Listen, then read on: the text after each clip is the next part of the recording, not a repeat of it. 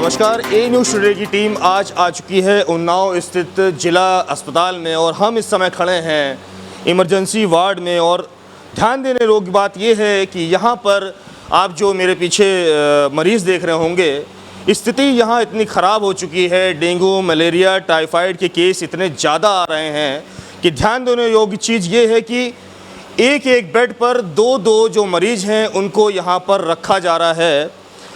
तो इसमें सबसे बड़ी चीज़ आप ये समझ सकते हैं कि यदि 2 पेशेंट एक साथ रखे जाते हैं तो बीमारियों का खतरा और ज़्यादा बढ़ता है।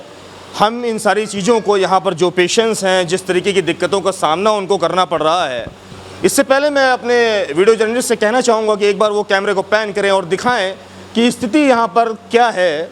अगर इस तरीके के वार्ड होंगे तो कोरोना वगैरह को और जो बीमारियाँ इस समय फैल रही हैं उन सभी को कैसे उनका निदान पाया जा सकता है। और समीप में जो आप देख रहे हैं कि डेंगू, मलेरिया और बारिश की मार के साथ जो बीमारियां इस समय मियादी बुखार भी वगैरह फैला हुआ है। और सबसे बड़ी चीज़ ये भी है कि आप देख रहे हैं कि रिसेंटली में जो आपका मंकी पॉक्स भी इस समय बहुत ज़्यादा तेज़ी रफ्तार से फैल रहा है। और ऐसी स्थिति में आप देख सकते हैं कि यहाँ पर ना ही किसी के पास मास्क हैं, ना ही किसी तरीके की कोई यहाँ पर सुरक्षा को लेकर, सिक्योरिटी को लेकर कोई चीज़ें उपलब्ध कराई गई हैं। और जो परिजन हैं वो भी यहाँ पर मरीज़ के साथ में आपको बेड पर बैठे हुए दिखेंगे। तो ये एक बहुत बड़ा सवाल है शासन के ऊपर और अस्पताल के परिसर के ऊपर कि उन्हें ये चीज़ ध्यान रखनी होगी कि यदि बीमारियों के ऊपर रोक लगानी है तो उसे कैसे लगाना है। और यहाँ पर जो परिजन जिनका कोई कार्य नहीं होता, जो मरीज़ के साथ में यहाँ पर आते हैं, उनको यहाँ से बाहर बैठने की अनुमति प्रदान की जाए, उन्हें आदेश दिया जाए या उनसे आग्रह किया जाए। तो इसी सिलसिले को आगे लेते हुए हम यहाँ पर कुछ लोगों से बातचीत भी करेंगे और उनसे जानेंगे कि उन्हें किस तरह की समस्याएं हो रही हैं। क्या नाम है आपका? सुनील कुमार।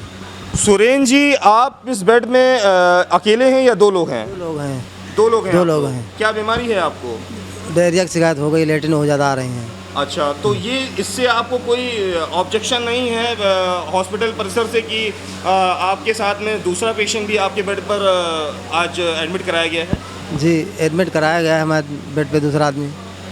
तो इसके निदान के लिए आपने किसी को शिकायत नहीं करी कि ऐसा नहीं होना चाहिए कि यदि आपको बीमारी है तो आप खुद समझ सकते हैं कि इस तरीके की बीमारियां छुआछूत और दूसरी चीज़ों से दूसरों को भी फैल सकती हैं? हाँ, तो हम तो अब मजबूरी है, बीमार के कारण हम पड़े हैं, हमको मतलब दूसरे से कहने की कोई बातें नहीं आई। बीमार जी। क्या नाम है दादा आपका? अयूब।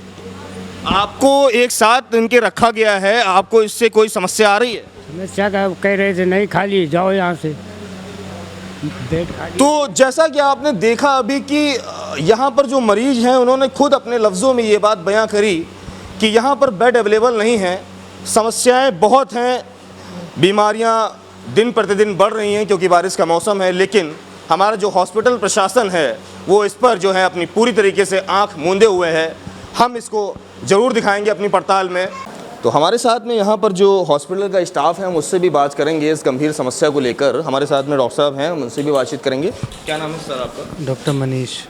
डॉक्टर मनीष, ये बताइए कि ये जो समस्या आ रही है, एक बेड पे 2 पेशेंट्स रखे जा रहे हैं और सबसे बड़ी चीज़ की कोरोना भी फैल रहा है, बारिश का मौसम है, बीमारियां बहुत ज़्यादा बढ़ रही हैं। और सबसे बड़ी चीज़ आपको ये भी देखने में आ रही होगी कि मरीज़ के साथ जो परिजन आते हैं वो प्रॉपर वार्ड के अंदर बने हुए हैं, जिससे बीमारियों का खतरा बढ़ेगा। इसके बारे में आप क्या कहना चाहते हैं? देखिए, अब जो भी मरीज़ आता है हम लोग तो एडमिट करेंगे ही। अब मरीजों को जो ज़्यादा सीरियस पेशेंट होते हैं वो सिर्फ उन्हीं को रिफ़र कर सकते हैं, बाकी का तो इलाज यहीं पर करना पड़ेगा। और जो अवेलेबिलिटी है बेड की उसी से हमें काम चलाना है।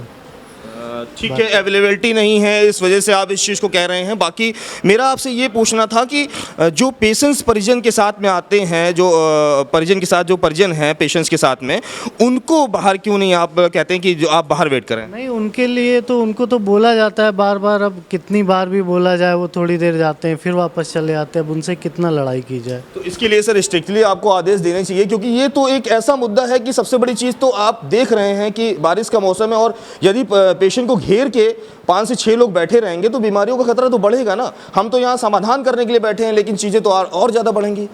मेरे हिसाब से उसके लिए एक सिक्योरिटी की नियुक्ति होनी चाहिए। तो आप ये कहना चाहेंगे कि सिक्योरिटी अवेलेबल नहीं है हॉस्पिटल परिसर में? सिक्योरिटी अवेलेबल नहीं है। जो काम है गार्ड वगैरह का होना चाहिए, गार्ड का नियुक्ति होनी चाहिए यहाँ पर। तो जैसा कि आपने देखा कि डॉक्टर साहब ने चीज़ों को सामने रखा कि यहाँ पर सिक्योरिटी भी अवेलेबल नहीं है और परिजनों से ये बात कही जाती है कि आप बाहर के लिए बैठें, लेकिन वो अपनी मनमानी करते हैं। उसमें इनका भी कोई हम दोष नहीं दे सकते, क्योंकि आपसे कहा जा सकता है लेकिन परिजन जब नहीं मानते हैं तो बीमारियों का खतरा आए दिन बढ़ रहा है। आप देख रहे थे ए न्यूज़ टुडे, मैं चेतन शर्मा वीडियो जर्नलिस्ट गौरव के साथ में ए न्यूज़ टुडे उन्नाव।